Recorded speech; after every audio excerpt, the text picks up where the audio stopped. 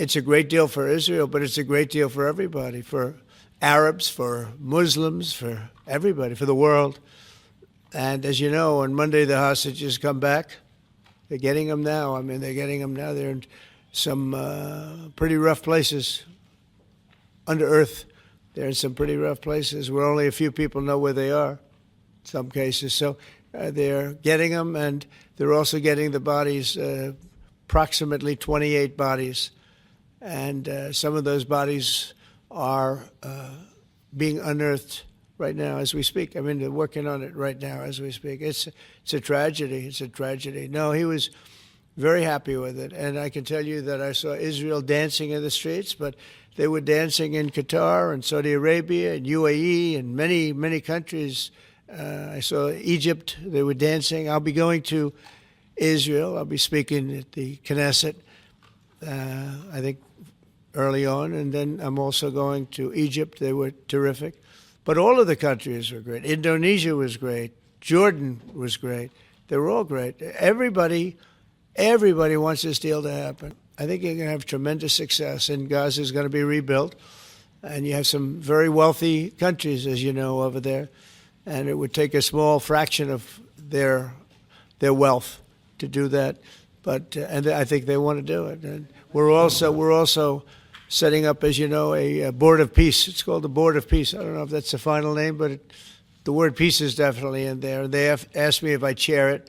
We'll make sure things go well.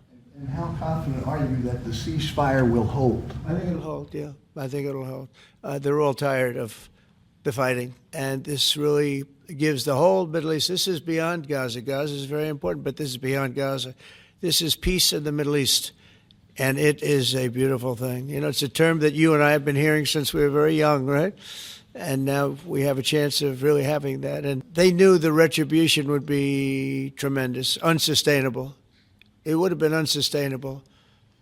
It would have been complete obliteration. And they didn't want that. And nobody wants it at this point. They want to get on with, rebuilding the entire Middle East.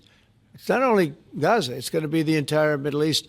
They're going to be able to live in peace. Now, we have some little hot spots, but they're very small. You know the ones I'm talking about. They're very small. They'll be very easy to put out. Those fires are going to be put out very quickly. Yes, ma'am.